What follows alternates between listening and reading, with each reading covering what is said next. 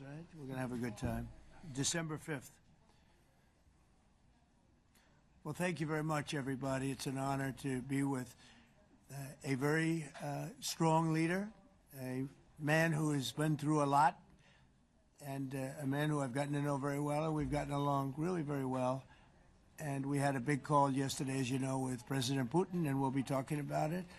President Zelensky of Ukraine has endured a lot. I mean, he really has. He's endured a lot, and we've endured it with him. To be honest, it's been a long time, and I think we're making great progress. So we're going to be talking about that today. We'll be talking about what took place yesterday with my phone call with President Putin, and I think that things are coming along pretty well. It began with Alaska, where I think certain guidelines were discussed, and we want to see if we can get this done. This was long ago into the Biden administration. I came here and we inherited this, and we'd like to see if we could finish it, end it. We want it ended. So many people have died in this war, and we're gonna get it ended. So I just want to thank you all very much. If you have a couple of questions, go ahead, please. In fact, before I do that, let me just ask the President to say a few words. Thank you, President. Pleasure. Glad to meet you again, Mr. President. Thank you very much for the invitation. Again, my congratulations with your successful ceasefire in the Middle East. Thank you. Yeah, and you did it, and I think this is a momentum to finish Russia's war against Ukraine. I think that, yes, we understand that Putin is not ready. I think not ready, but I think that I'm confident that with your help we can stop this war, and we really need it. We see that they don't have successful steps on the battlefield, and it's good. I think that their army is weak now, but a lot of losses. They have a lot of losses and in economy and people, and I think this is a very important moment. And I wanted to thank you, Mr. President, after our phone calls. Yesterday I had a good opportunity to meet with the big American energy companies, and they're ready to help us. Yes, after all these attacks on our infrastructure, Russian attacks, and etc. And I had also meetings. Thanks to your team, we had meetings with a good military companies. We spoke about air defense, and I want to share it after with details where we are. Thank you. Thank you so much. Thank you very much. Mr. President. Very good. And I think it looks beautiful in his jacket. Yeah. It's beautiful. I hope people notice. It's a good. It's actually very stylish. I like it. President Trump. Yeah, please go ahead. Under the Biden administration, the White House was fearing of a possible escalation. They were not allowing the Ukrainians to strike into Russia, fearing of this escalation. Yeah. Would your administration allow Ukrainians to strike deep into Russia? We're going to be talking about that. That's something we'll be talking about. You're right. It's an escalation, but we'll be talking about that. Mr. President, will President Zelensky join you in Hungary to meet President Putin? Because it's a leader that we like. We like Viktor Orban. He likes him. I like him. It's a country that's a safe country. Done a very good job. He's been a very good leader in the sense of running his country. He doesn't have a lot of the problems that other countries have. And so we've decided that we'll be going to be with Viktor Orban, and he will, I think he'll be a very good host. President Trump. President Trump. President Trump. Right here. It's President Trump. Hungary, yeah. We're doing Hungary, yeah. With Putin. Trilateral meeting, or is it just you and Putin? To be determined, but I would say most likely it's going to be a double meeting. It'll be a double meeting, but we will have the President, Zelensky, in touch. There's a lot of bad blood with the two presidents, and I'm not speaking out of turn when I say it. It's a very difficult situation. You know, we just settled the war, and after thousands of years, I guess. People say anywhere from 500 to 3,000 years, and I was in rooms, as you saw, because you were with me, a lot of you were with me last week, with leaders that didn't like each other, but they were able to get along. These two leaders do not like each other, and we want to make it comfortable for everybody. So one way or the other, we'll be involved in threes, but it may be separated. President Trump. Mr. President. President Trump. Doesn't agree to peace in Hungary. Was he what? Where are you from? From Ukraine. He actually had a Okay, good. conversation with me Good, in yeah. Ukraine. What if President Putin doesn't agree to peace in Hungary? What do you do then? Do you have? Well, let's see what happens. I mean, you know, what if? I think he will. I think that President Putin wants to end the war, or I wouldn't be talking this way. I think he wants to end the war. I spoke to him yesterday for 2.5 hours. We went through a lot of details. He wants to get it ended. I think that President Zelensky wants to get it ended. Now we have to get it done. President Trump. Kara Castronova from Lindell TV. And although I love asking you questions, today my question is for President Zelensky of Sure. Ukraine. Go ahead, please. Thank you. Our President Zelensky, President Trump, just brokered a peace deal in the Middle East that all Americans, both sides of the aisle, are very proud of. But to meet that deal, both sides had to make concessions. Our president has stuck out his neck in many ways to make a peace deal for your war as well. What specific concessions are you willing to make to end this war with Russia? Will you give up joining NATO? Americans have foreign war fatigue, and our president, as he said, we need our tomahawks too. To me. Yes, you, Okay. President Zelensky. Thank you What very much. concessions will you That's some question, right? So many Thank questions you. in one. Thank you very much for your question. First of all, I think we need to sit and speak. The second point, we need ceasefire. Even now, you see in the Middle East, it's very difficult to hold ceasefire. Everywhere, in every war, it's very difficult. We want peace. Putin doesn't want. That's why we need pressure on him. We will speak with President today what we need. We understand what we need to push Putin to negotiation table.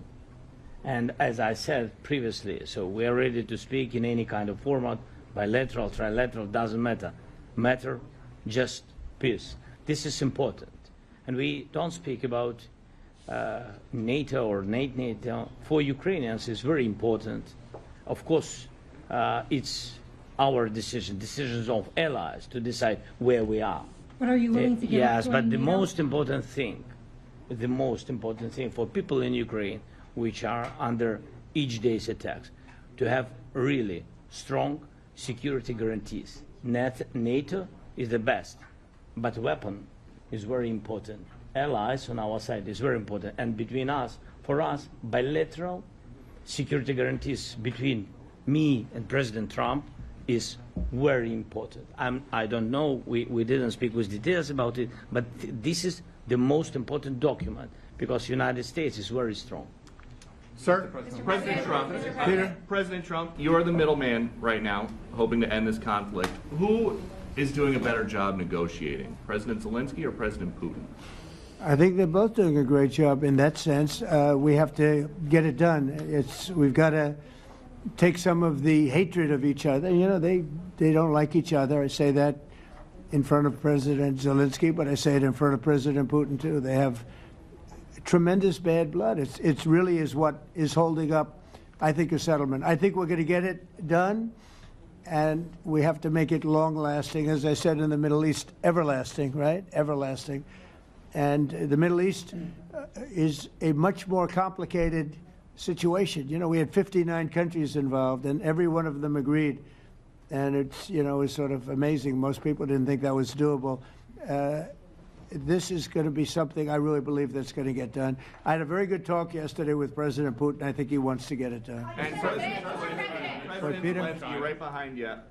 When we were in Israel with President Trump earlier in the week, we heard a lot about the difference in diplomacy between President Trump and President Joe Biden before him. What do you see as the biggest difference in diplomacy between President Trump and President Biden? President Trump has a big chance now to finish this war. President Biden now is not the president, so he doesn't have a chance to finish this war. And President Trump is really showed for the world that he can manage ceasefire in Middle East, and that's why I hope that he will do this, and we will also have such big success. For Ukraine, it's a big chance. And I hope that President Trump can manage it. Are you ready, Mr. President? I would say the biggest difference is one is extremely competent and the other one is grossly incompetent. Mr. President. Sir, Mr. President. Sir, a few weeks ago in New York, when you two met, you said that you think Ukraine could ultimately take back all the territory that it's lost so far. Do you still think that's the case, or do you think there'll have to be some sort of You swap never of know. territories? Look, you know, war is very interesting. You never know, do you? You just never know. With war and peace, but you never know. Are you ready, Mr. President? Tomahawk missile. Please. Russia calls Tomahawk supply to Ukraine as an escalation, yet it continues using similar cruise missiles like Caliber and Yeah. even... Who are you with? Who are you with? Ukraine. Ukraine? Yeah. But Russia continue even using the cruise missiles and also nuclear-capable ballistic missiles in Ukraine since 2022. So do you consider providing Ukraine with the Tomahawk or similar missiles as an opportunity to equalize the possibilities of Ukraine and Russia and push Moscow to the negotiation Yeah. table? Sure. We're going to be talking about that. That's why we're here. Okay? Fair question. Exactly as he told you to say it. But we're going to be talking about it. Okay? Yeah, please. What is your message to India and Hungary who is still refusing? You said India and Hungary? That's an India interesting. And Hungary India and refusing Hungary. to It's stop an interesting buying- combination. refuse to stop buying Russian oil. Well, India is not going to be buying Russian oil anymore. And Hungary is sort of stuck because they have one pipeline that's been there for years and years and years, and they're inland. They don't have sea. They don't have sea. And I spoke with the very great leader of Hungary, and they are, you know, it's very hard for them to get oil. I understand it. Hungary's in a very interesting position because they can't have ports. You know, they're surrounded by land. So we'll see what happens there. But India will not be buying oil from Russia. And they've already de-escalated, and they've more or less stopped. They're pulling back. They bought about 38% of the oil, and they won't be doing it anymore. Mr. President Trump has been helping you in achieving peace in Ukraine. Who has? First Lady Melania Trump Yeah. has been helping in returning abducted Ukrainian children from Russian captivity. President Zelensky, do you appreciate those efforts? How do you assess them? And did you ask her to step in and to help you? No, she wanted to do it. She's felt very strongly about the children, and she's done a really good job, I think, in bringing it to the fore. You know, we have a lot of children involved. Now, it's some people say it's 20,000, and some people say it's 300. There's a big difference between that, so nobody really knows. But she felt very strongly about the children. She thinks about the children all the time. President Trump, if you okay Tomahawks to Ukraine, what's going to happen if the United States is in a conflict and we need the Tomahawks? Do we have Well, enough? that's a problem. We need Tomahawks, and we need a lot of other things that we've been sending over the last 4 years to Ukraine. We've been, you know, we gave them a lot. Now we have a different situation. We send it to the European Union. They pay for it and all that, and they have plenty of money. But it's beyond the money. You know, we need Tomahawks, and we need a lot of other weapons that we're sending to Ukraine. One of the reasons we want to get this war over is exactly that. It's not easy for us to give. You're talking about massive numbers of very powerful weapons. So that's one of the things we'll be talking about. Hopefully they won't need it. Hopefully we'll be able to get the war over with without thinking about Tomahawks. I think we're fairly close to that. Yeah, go ahead. Can I say, Yeah, please. just you to understand. So for today, of course, we want to finish this war, but the war is another technological war. You don't use just Tomahawks.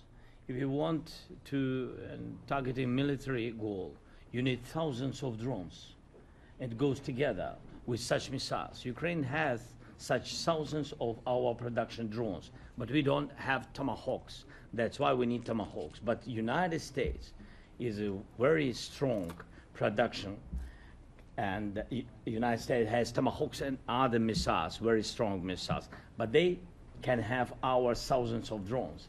That's why where we can work together, where we can strengthen American production. And so just so that I understand, so you're suggesting kind of a trade. If President Trump okays Tomahawk missiles to help you launch Yes, it's into about Russia, military goals. then It's you only would about let- military goals. Right, but then you would authorize some kind of an exchange where Yes, of course. the U.S. gets Yes, we have Ukrainian- proposition. Yeah, And we have big proposition President- with our drones. President Trump, I don't mean to be brokering an arms deal here, but is that something that you would be interested in, Ukrainian drones?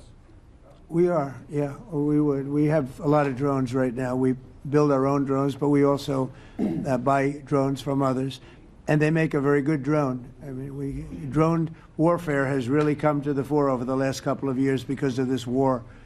I will say, there's nothing like the jets. You know, we knocked out a lot of drones in Israel. We were knocking them out for Israel, and we were doing it with extremely fast and powerful jets, following the drones and knocking the hell out of them. So, it's, you know, we know a lot about the drones, and we know a lot about the great jets, the great ones.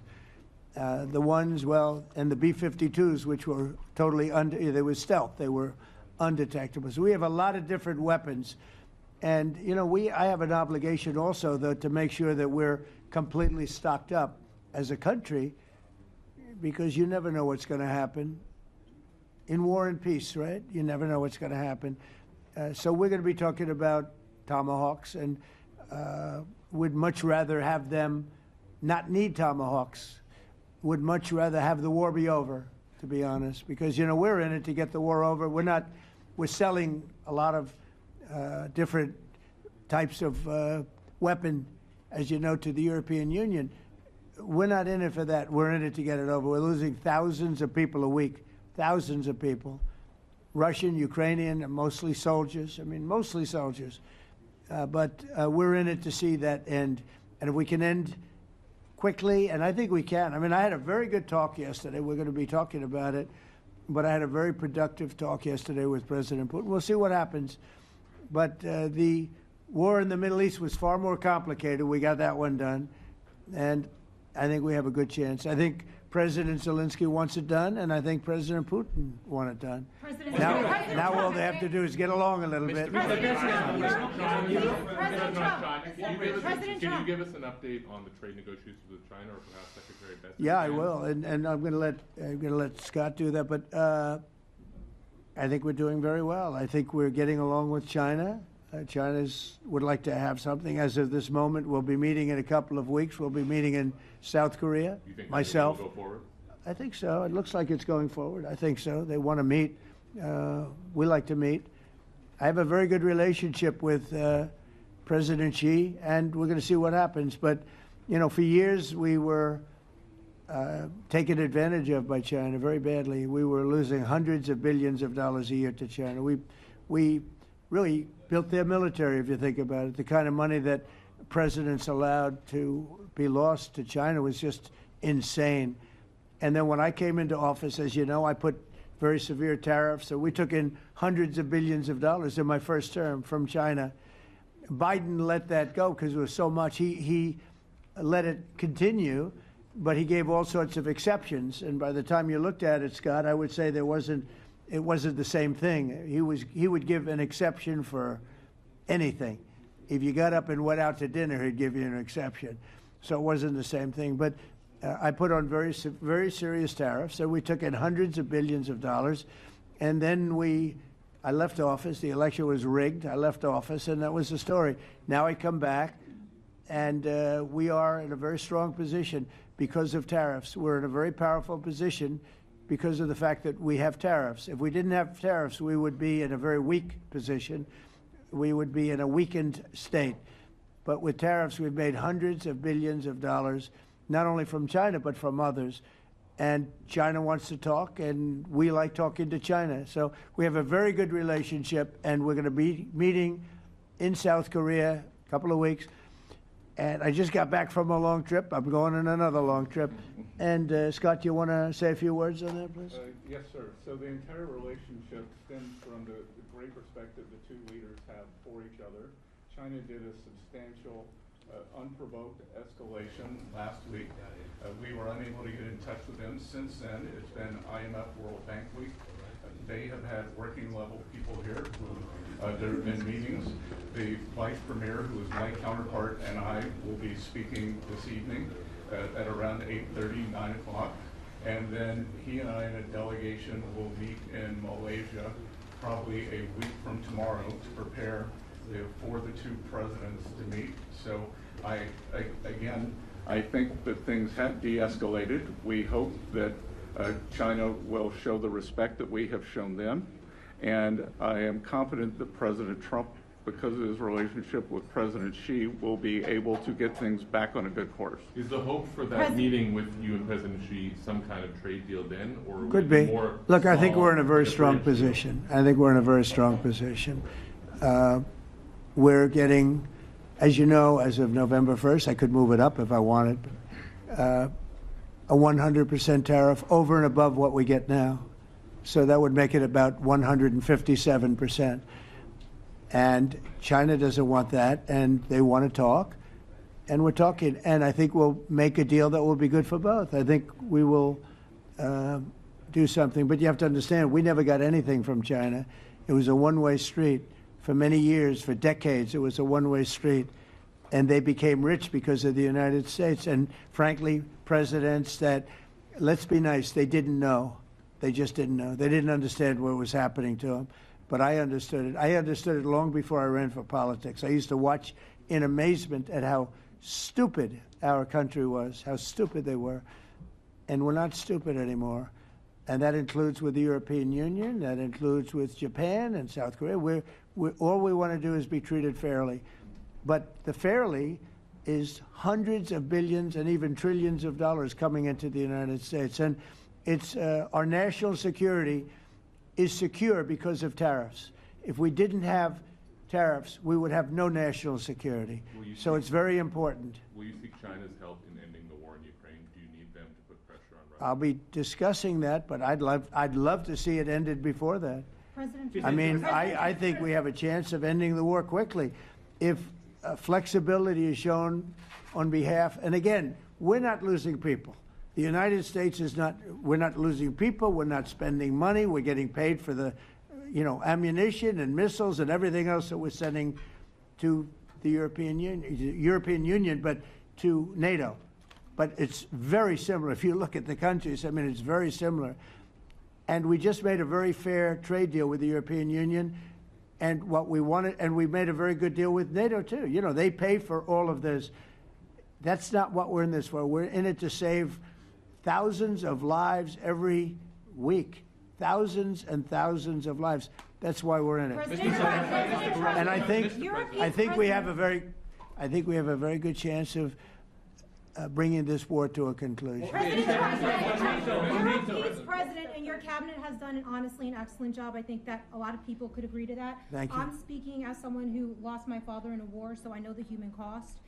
What would your advice be to American leaders, to world leaders, to neocons, to TV hosts who often speak about conflict in abstract or strategic terms rather than the human cost and the human terms? Like Look, my only statement is we have to get together. It's a very small group of people.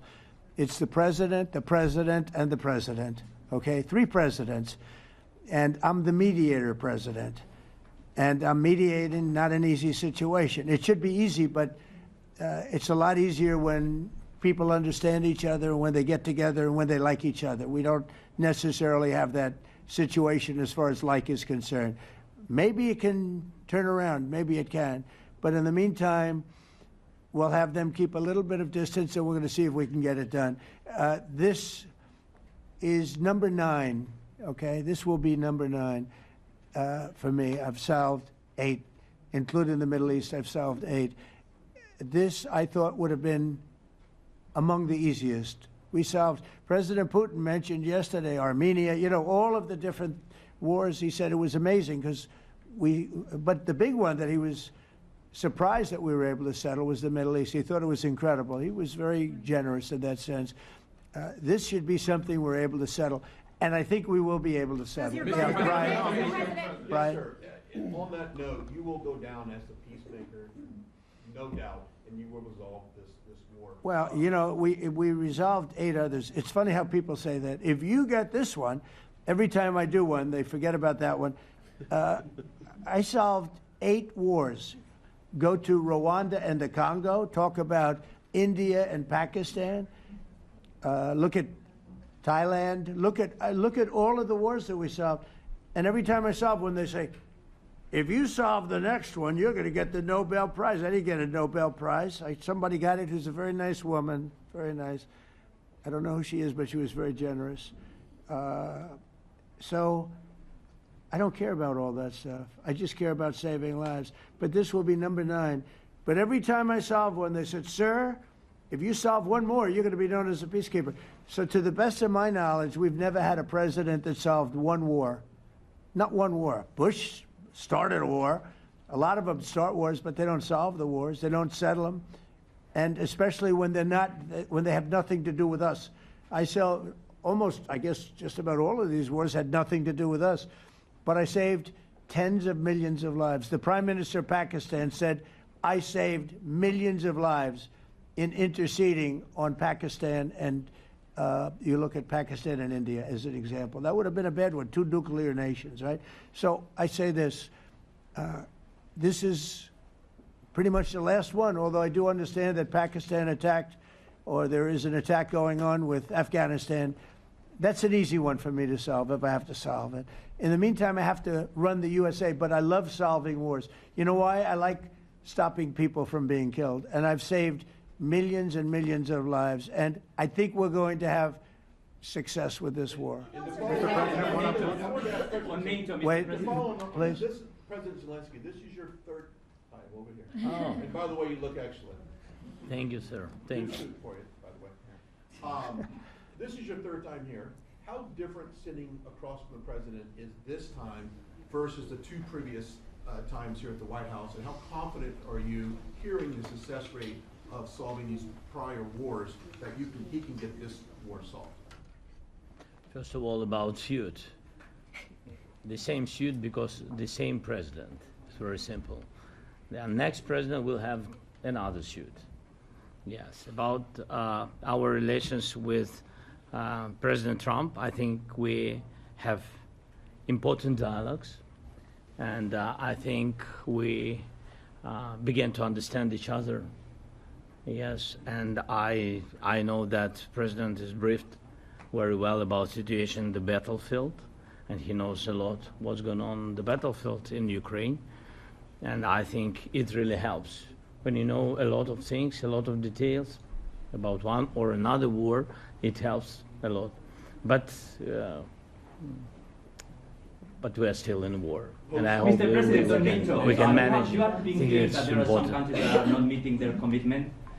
You pointed out Spain. They said that it's impossible. No, Spain has not come through. No, Spain has not been loyal to NATO. Spain has been, they're the only one.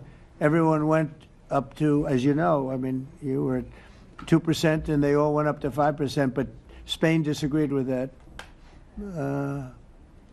I think Spain should be reprimanded for that. I think it's very bad that they did that, but that's up to them. That's up to NATO and Spain. They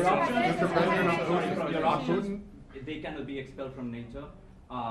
Can they or not? They cannot, according to the treaty, but they also claim that they are protected by the European Union umbrella for trade.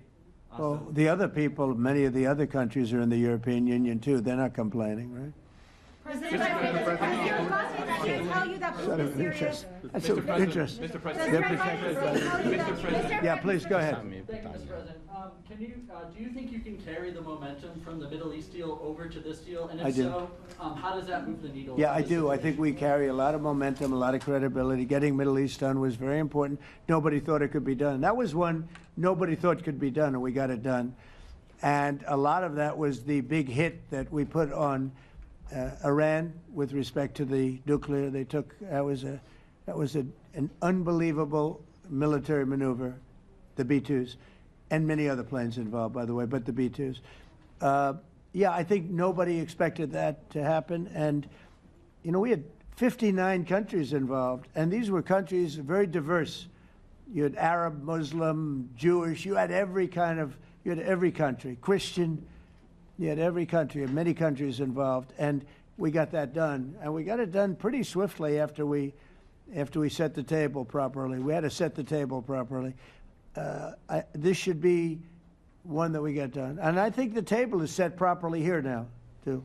And it'll be a great honor. It'll be a great honor to get it done. And the Ukrainian people are great, and the Russian people are great.